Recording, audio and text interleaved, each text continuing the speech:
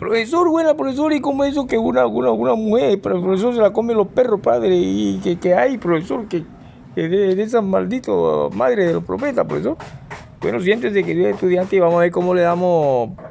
paso a esto y para explicarle esto que tiene que ver con el libro de los reyes, que tiene que ver con alguna persona como esa mujer que se comieron los perros llamada Jezabel y sobre todo como una guerra que hubieron entre ellos o entre la casa de acá y la muerte de esta Jezabel. Yo quiero primero que todo decirle que tengo entre mis manos un escrito que todavía no he mandado ni nunca, no sé, al periódico llamado el Chacal, Vuelvo y Juega, el retorno, donde dice que después de una noche de brisas tempiscas amaneció el domingo de carnaval, andando por la vieja calle que me recuerda la sonrisa y la que fue mi humilde casa de tablas en los años 66, y vino a mi memoria aquella inolvidable abuela paterna llamada Dilia Vázquez, cuyo olor dominguero del arroz de lisa que ella hacía para vender en su fonda, esa calle de los Vázquez, de los Abdala, de los Mejía, de los Saucedo, de los Herrera y tantas otras camaradas y hombres compañeros de infancia, cual son los Lobo y los Martínez. Y a esa fonda llegaba Martín Lobo. Y entonces encontré la esquina legendaria del Calabacito Alumbrador, otrora competencia cultural de baile de mi kiosquito, salón de 1950 de don Víctor R. Reyes. Y así ahí nacieron todos esos bares que hicieron que aquel espotrero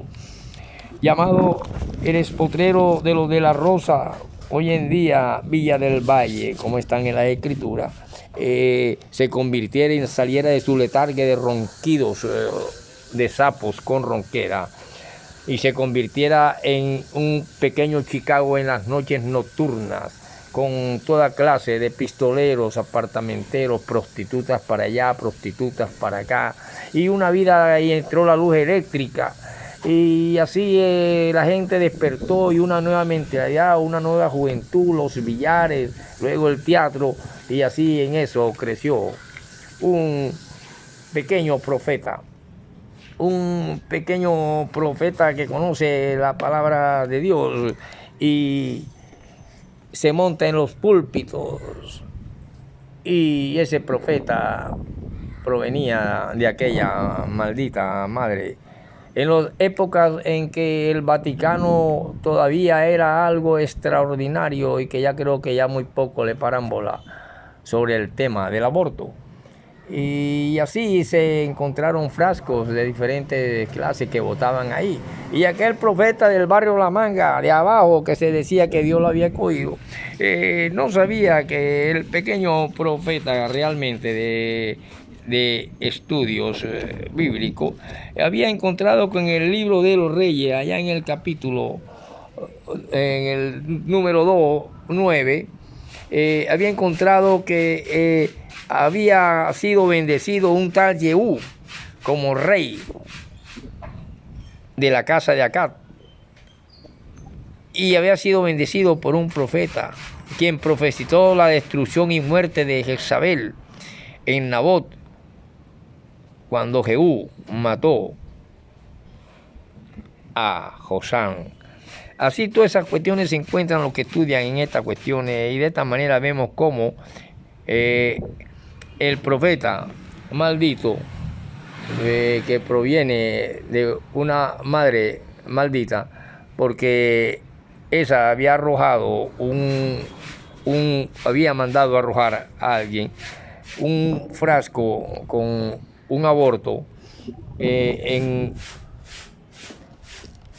la esquina de los bares de don Roberto Rosanía y el gordo Barandica, y ahí la gente rodeó ese frasco, y ese frasco lo miraba todo el mundo mientras un pequeño niño iba a clase y también observaba extrañado a aquella pequeña criatura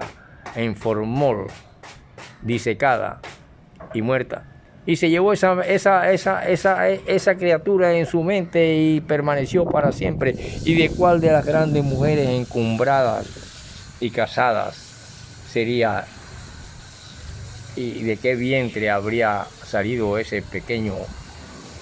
niño que parecía un marcianito metido dentro de una cápsula? Y sucede esto, y por eso aquella mujer llamada Jezabel,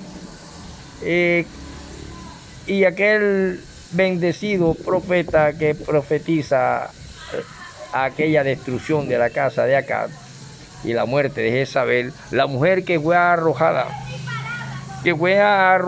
a los perros, y los perros se la comieron dejando solo los huesos, y de esa manera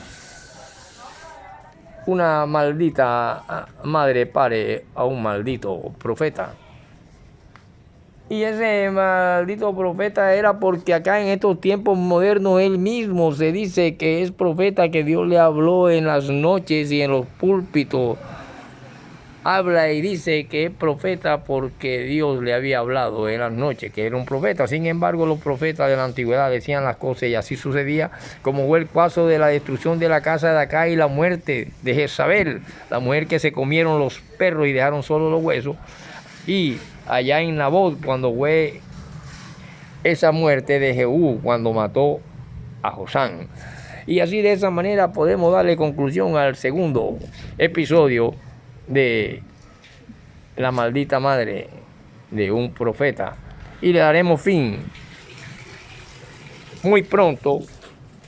Y aquí nuevamente guardé mi escrito sobre el retorno del chacal, que lo meteré en algún libro mío como un apéndice de los escritos tanto que tengo, y que se trata de este libro que se encuentra, o de este escrito de hace mucho tiempo mío. El retorno, el chacal vuelve y juega el retorno. Y así nos vemos pronto, queridos estudiantes, para seguir hablándole acerca